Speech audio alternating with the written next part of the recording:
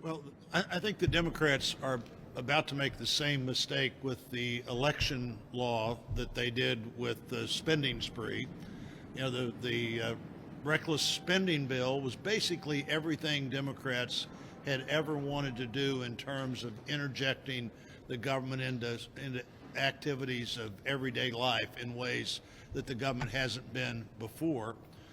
With the elections bill, there's always a reason for these federal takeover of the election. End of the 16 election cycle, at the very last minute, Democrats decided they wanted to make the election structure part of the essential critical services of the country in a way that would allow Democrats to take over something that states had run for 200 years and to make it more federal in nature.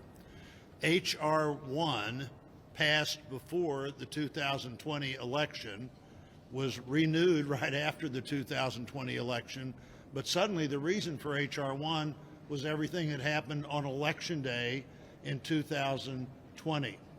I think we're going to find that what happened after Election Day in 2020 is states that had been appropriately forward-leaning in what was the first pandemic election in 100 years, changed their laws for that election with the idea that they go back and look at it after the election. Almost all of them did.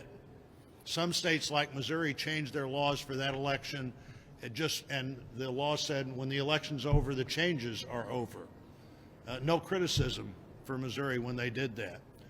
Other states changed their law and went back and looked at the changes they made and decided how many of them they wanted to make permanent.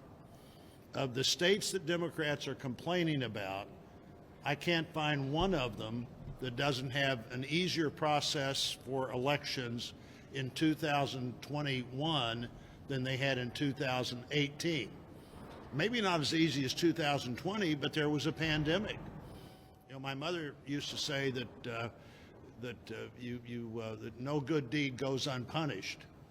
Legislators did exactly what you would hope they would do, which was lean forward in an extraordinary moment and review that afterwards.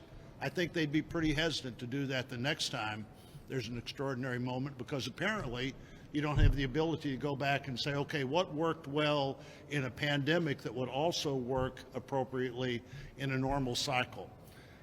Don't believe this idea that all of these states have changed their laws to make it harder to vote. All of these states have changed their laws in a way that makes it easier to vote than it was in any other election than the pandemic election, and we'll be talking about that over the next few days.